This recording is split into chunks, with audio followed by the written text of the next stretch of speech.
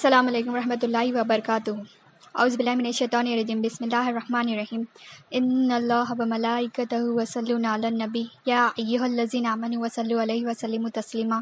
اللہم صل علی سیدنا محمد وعلی آل سیدنا محمد وبارک وسلم۔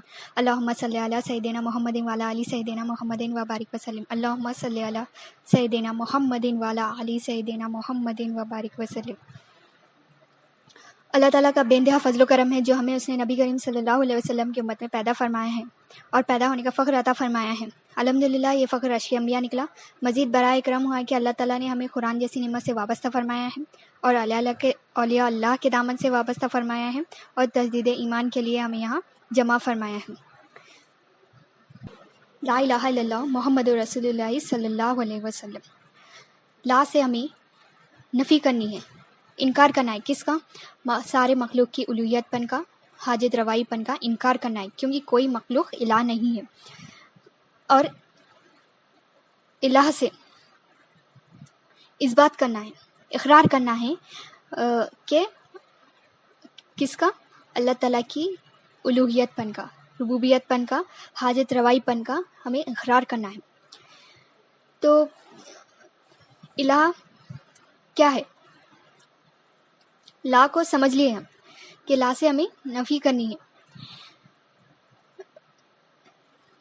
مخلوق کی الوہیت پن کا، حاجت روائی پن کا انکار کرنا ہے، اس کی نفی کرنا ہے۔ الہ کیا ہے؟ الہ کے معنی ہے معبود۔ معبود کے لفظی معنی کیا ہے؟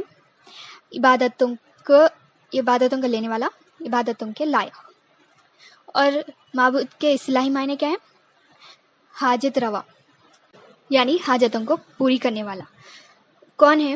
اللہ تعالیٰ ہی ہمارے مالک ہے جو ہماری سارے حاجتوں کو پوری کرنے والے ہیں، ہماری پرورش کرنے والے ہیں۔ تو معبود کی پہچان کیسے کریں گے ہم؟ معبود کی پہچان ہم 4 اعتبار سے کرتے ہیں۔ پہلا ہے ذات، دوسرا ہے صفات، تیسرا ہے افعال، چوتھا ہے آثار۔ تو پہلے ذات میں خدم ہونا، دوسرے صفات میں کامل ہونا، از ازل تا ابد تک نقص اور زوال سے پاک ہونا۔ تیسرا ہے افعال میں مختار ہونا، یعنی ذاتی قوت ہونا۔ چوتھا ہے آثار، یعنی سارے ملک کا مالک ہونا، سارے جہاں کا مالک۔ تو اللہ تعالیٰ ہی الہ ہے، اللہ تعالیٰ ہی معبود ہے۔ کلمے میں ہم کیا سیکھ رہے ہیں؟ کوئی معبود نہیں سوائے اللہ کے۔ تو اللہ تعالیٰ ہی معبود ہے، اللہ تعالیٰ ہی خود سے قائم ہے، اللہ تعالیٰ ہی کامل ہے، اللہ تعالیٰ ہی قوت والے مختار ہے، اللہ تعالیٰ ہی سارے جہاں کے مالک ہے۔ یہ سارے جہاں کے مالک کون ہے؟ اللہ تعالیٰ ہے۔ اور ہمارے پاس جو کیا ہے، جو بھی ہے وہ امانت ہے۔ اللہ تعالیٰ غنی ہے اور ہم فقیر ہیں۔ اللہ تعالیٰ ہی مالک ہے اور ہم محتاج ہیں۔ کیا ہے آثار میں توحید کیا ہے؟ کہ اللہ تعالیٰ کو مالک بے ذات جانا، کہ اللہ تعالیٰ ہی ہمارے مالک ہے اور یہ ہمارے پاس جو ہے امانت ہے، سارے جہاں کے مالک اللہ تعالیٰ ہے۔ اللہ تعالیٰ ہی مالک ہے، یہ ہمیں تصدیق کرنا ہے ہمارے دل میں۔ لا الہ الا اللہ محمد رسول اللہ صلی اللہ علیہ وسلم، اس سے ہمیں تصدیق کرنا ہے دل میں۔ جب تصدیق ہو جائیں گی تو ہم یہ جو ہمارے پاس چیزیں ہیں اسے امانت سمجھیں گے، ہم اپنے آپ کو اللہ تعالیٰ کے سامنے محتاج سمجھیں گے، فقیر سمجھیں گے۔ اللہ تعالیٰ ہی مالک ہے یہ ہم سمجھیں گے۔ اور جب تک تصدیق نہیں کریں گے تو بندہ اپنے آپ کو مالک سمجھتے رہے گا، اپنے آپ کو معبود بنا لے گا۔ تو لاسٹ لیکچر میں ہم کیا سیکھے؟ تکبر کیا ہے؟ ایک عادت ہے۔ تکبر ایمان کی ضد ہے۔ اولیاء اللہ کیا فرمائے ہیں کہ دل میں کوئی ایک چیز ہی آ سکتی ہے، یا تو تکبر یا تو ایمان۔ اگر تکبر رہے گا تو دل سے ایمان ختم ہو جائے گا، چلا جائے گا، اور اگر ایمان آ جائے گا تو وہ تکبر کو جلا دے گا۔ تکبر ایمان کی ضد ہے۔ تو لاسٹ لیکچر میں ہم یہ سمجھے کہ بندہ اپنے آپ کو مالک سمجھتا ہے کوئی چیز کا، اس میں تکبر آ جاتا ہے۔ اور آج کے لیکچر میں ہم کیا سیکھیں گے؟ حسد۔ حسد کیا ہے؟ تکبر کا اپوزٹ ہے۔ تکبر میں بندہ اپنے آپ کو مالک سمجھتا ہے کوئی چیز کا، اس سے تکبر پیدا ہو جاتا ہے اس کے اندر، اس کے دل میں. اور حسد بندہ دوسروں کو اس چیز کا مالک سمجھتا ہے، تو اس کے اندر کیا ہوتی ہے؟ حسد پیدا ہو جاتی ہے. حسد پیدا ہو جاتی ہے. اور مثال کے طور پر کوئی چیز ہے، اگر کوئی بندہ گھر لیا تو وہی سامنے والا انسان اس کو دکھاوا کرے گا، اس کے سامنے اچھائی کا دکھاوا کرے گا، پیچھے اس کی برائی کرے گا. اس کے اندر حسد پیدا ہو جاتا ہے کہ وہ اس چیز کا، مطلب جو گھر ہے اس چیز کا مالک سمجھتا ہے، اس کو بھلا برا کہتا ہے کہ گھر ایسا ہے، اس کی برائی کرتا ہے. مطلب بولنا یہ ہے کہ جب بندہ کسی کو کوئی چیز کا مالک سمجھے گا، اس کو دوسرے کو مالک بنا دے گا، تو حسد کرے گا. وہ حسد کرے گا کہ اس کی وہ چیز، گاڑی ہو یا کچھ بھی لے گا، وہ گھر کے کچھ لائک گھر کے اپلائنسز، تو حسد کرنے لگے گا کہ وہ خراب نکلے، خراب ہو جائے، یا ایسے اوپینین اپنے ویو دماغ میں رکھے گا، دل میں. کیوں؟ کہ اس کے اندر حسد آ گئی. نبی کریم صلی اللہ علیہ وسلم ارشاد فرماتے ہیں کہ مومن رشک کرتا ہے اور منافق حسد کرتا ہے. تو دیکھیے حسد کی ابتدا کیسے شروع ہوتی ہے. حسد کیا ہے؟ حسد کی ابتدا شروع ہوتی ہے غصے سے. غصہ کینہ پیدا کرتا ہے دل میں، اور اس سے حسد پیدا ہوتا ہے. یہ کون فرما رہے ہیں؟ یہ دیکھیں، امام غزالی رحمۃ اللہ علیہ فرما رہے ہیں کہ حسد کی ابتدا کیسے شروع ہوتی ہے؟ غصے سے ہوتی ہے. غصے سے بندے کے دل میں کینہ پیدا ہوتا ہے اور اس سے حسد پیدا ہوتا ہے. اور آپ آگے فرماتے ہیں حسد کا اپوزٹ ہے رشک. رشک کیسے پیدا ہوتا ہے؟ پہلے محبت آتی ہے دل میں، پھر محبت سے رشک پیدا ہوتا ہے. تو امام غزالی رحمۃ اللہ علیہ فرما رہے ہیں کہ حسد کی ابتدا شروع ہوتی ہے غصے سے. تو غصہ جو ہے نا ہمارا سب سے بڑا دشمن ہے. تو غصے کو پی جانا چاہیے. غصے کو نا وہ ہم شانتی سے اپنے دماغ کو ٹھنڈا کر کے کام لینا چاہیے. غصے سے کام لیں گے تو غصے سے کیا ہوگا؟ کینہ پیدا ہوگا اور اس سے حسد پیدا ہوگا. اور اس رشک کس سے پیدا ہوگا؟ رشک محبت آتی ہے پہلے دل میں، پھر اس کے بعد محبت سے رشک پیدا ہوتا ہے. تو نبی کریم صلی اللہ علیہ وسلم کیا فرما رہے کہ مومن رشک کرتا ہے اور منافق حسد کرتا ہے. حسد وہی لوگ کرتے جو کلمے کی تصدیق نہیں کرتے، جو اللہ تعالیٰ کو مالک نہیں جانتے، جو اللہ تعالیٰ کو معبود نہیں جانتے، وہی لوگ حسد کرتے. اور مومن کیا کرتا ہے؟ رشک کرتا ہے. جب اس مومن کے دل میں اللہ تعالیٰ اور رسول اللہ صلی اللہ علیہ وسلم کی محبت آ جاتی ہے نا، تو وہ رشک کرنے لگتا ہے اپنے آپ پر کہ میں امتی ہوں، میں بندہ ہوں اللہ کا، میں امتی ہوں حضرت محمد مصطفیٰ صلی اللہ علیہ وسلم. ایسا رشک کرنے لگتا ہے وہ. نبی کریم صلی اللہ علیہ وسلم ارشاد فرماتے ہیں صحابہ اکرام سے کہ تم میں سے پہلوان کون ہے؟ تم پہلوان کسے سمجھتے ہو؟ صحابہ اکرام عرض کرتے ہیں یا رسول اللہ صلی اللہ علیہ وسلم، جسے کوئی نہ ہرا سکے وہ پہلوان ہے. نبی کریم صلی اللہ علیہ وسلم ارشاد فرماتے ہیں یہ پہلوان نہیں ہے، اصل پہلوان تو وہ ہے جب اسے غصہ آ جائے تو اپنے آپ پر قابو کر لے. دیکھیے سبحان اللہ، نبی کریم صلی اللہ علیہ وسلم ارشاد فرما رہے صحابہ اکرام سے کہ پہلوان وہ نہیں جو کوئی ہرا نہ سکے اس کو. پہلوان وہ ہے جو غصہ آنے پر اپنے آپ پر قابو کر لے، اپنے غصے کو پی جائے. تو کون ہے وہ؟ پہلوان ہے.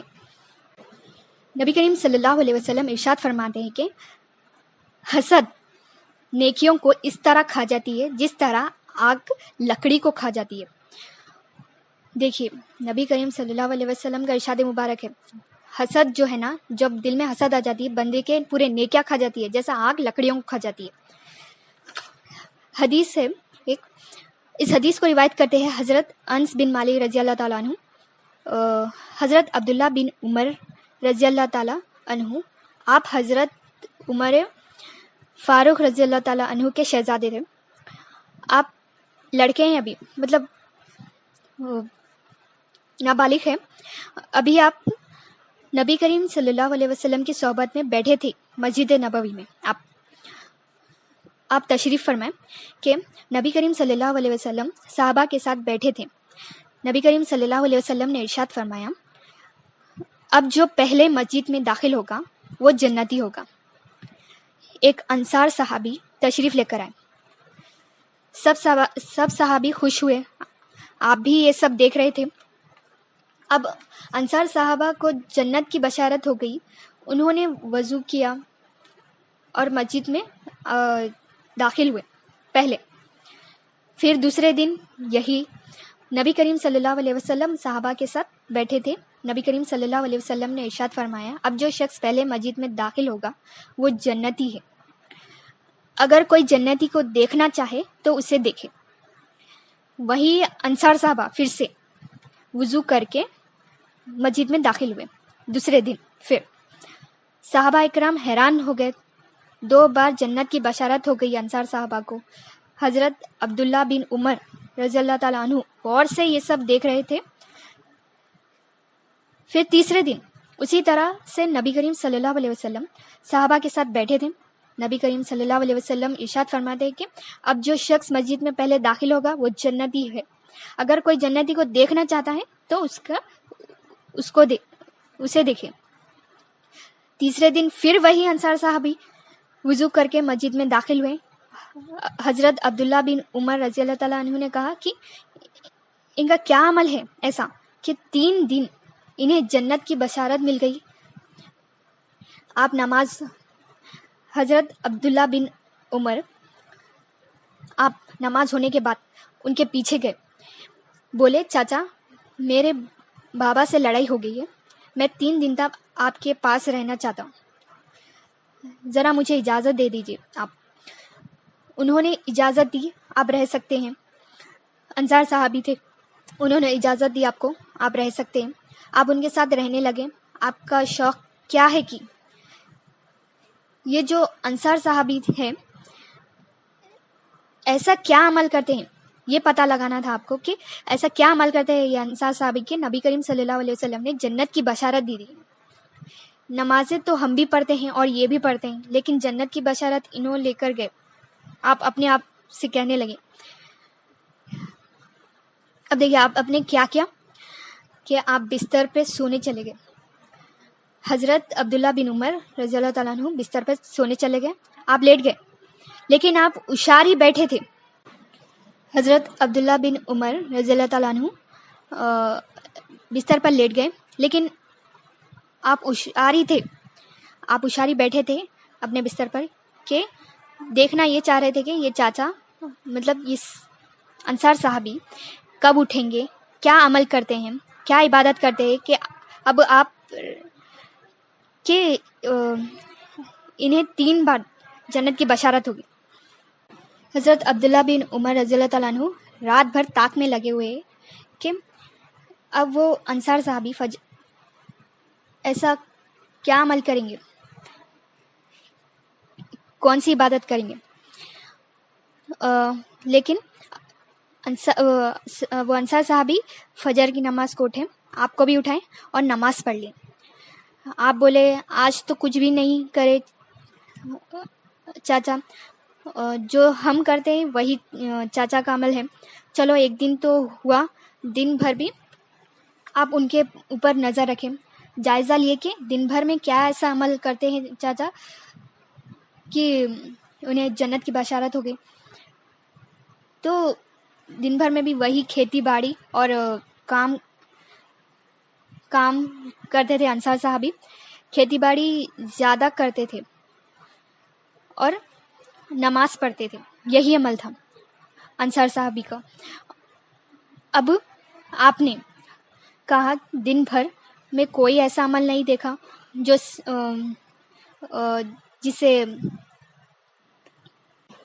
جو خاص ہو. پھر حضرت عبداللہ بن عمر رضی اللہ تعالیٰ عنہ رات کا انتظار کیے. پھر رات میں آپ نہیں سوئے. پھر سے اپنے بستر پر بیٹھے ہی رہے, انتظار کر رہے ہیں کہ پوری رات انتظار کر رہے ہیں کہ کوئی عمل ایسا کریں گے پھر انصار صحابی, لیکن کوئی عمل نہیں کرے انصار صحابی. پھر انصار صحابی وہی فجر کی نماز کو اٹھیں اور نماز پڑھ لی, آپ بھی پڑھ لیں. پھر دن بھر دیکھیں آپ وہی انتظار کریں کہ کوئی ایسا عمل جو خاص ہو, لیکن وہی کھیتی باڑی کر رہے تھے انصار صحابی, کام کر رہے تھے اور نماز ادا کر رہے تھے. کوئی خاص عمل نہیں تھا, جو شریعت کا حکم ملا ہے وہی کر رہے تھے. پھر تیسری رات بھی آپ انتظار کیے, جاگ کر بستر پر اپنے نظر رکھے کہ کوئی خاص عمل ہے. پھر جو چاچا مطلب انصار صحابی کریں گے, لیکن انصار صحابی اٹھے فجر کی نماز کے لیے اور آپ کو بھی نماز کے لیے اٹھائیں. آپ دونوں نے نماز پڑھ لی, نماز ادا کر لی, نماز کے لیے پھر دن بھر پورا دیکھیں آپ وہی جائزہ لیے کہ کچھ خاص عمل ہے جسے انصار صحابی ادا کریں گے. لیکن کوئی خاص عمل نہیں تھا. اب 3 دن کی اجازت لی تھی آپ نے, 3 دن ہو گئے. پھر آپ نے کہا چاچا میری کوئی لڑائی نہیں ہوئی بابا کے ساتھ, میں اس لیے آیا تھا کہ نبی کریم صلی اللہ علیہ وسلم نے آپ کو جنت کی بشارت دی. نبی کریم صلی اللہ علیہ وسلم نے آپ کو جنت کی بشارت دی. میں وہ عمل دیکھنا چاہ رہا تھا جسے آپ کو جنت کی بشارت مل گئی. تو صحابہ انصار صحابی عرض کرتے ہیں کہ وہ عمل تو دکھے گا نہیں, وہ عمل دکھنے والا تھوڑی ہے, وہ عمل ایسا ہے تو جب کسی کو اللہ نے نعمت عطا فرمائی میں نے کبھی حسد نہیں کی. اس عمل کی بنیاد پہ مجھے جنت کی بشارت مل گئی. سبحان اللہ. دیکھیں بات یہ سمجھ میں آئی کہ ہمیں کسی سے بھی حسد نہیں کرنا چاہیے. مطلب کہ اگر کسی نے کچھ لیا ہے, اگر ہم اپنی زندگی میں غور و فکر کریں کہ اگر ہم بھی یہی کر رہے ہیں, کسی سے حسد کر رہے ہیں, دیکھ رہے ہیں ان کی برائی چاہ رہے ہیں, کوئی چیز لیے کوئی تو, یا پھر مالک سمجھ رہے ہیں اس کو, امانت نہیں سمجھ رہے, تو ہم حسد کر رہے ہیں. اپنے زندگی میں غور و فکر کرنا چاہیے ہمیں. تو بولنا یہ ہے کہ کوئی بھی ہو, یا ہمارے گھر والے ہو یا پھر ہمارے دوست ہو, کوئی بھی چیز لیا, ہمیں اسے مالک نہیں سمجھنا چاہیے بلکہ امانت سمجھنا چاہیے جو کہ اللہ تعالیٰ نے عطا فرمائی. یہ جب تصدیق ہو جائیں گی نا تو اللہ تعالیٰ کو وہ مالک سمجھے گا بندہ, اور یہ جہاں جو بھی چیز دیکھے گا وہ اس کو امانت سمجھے گا.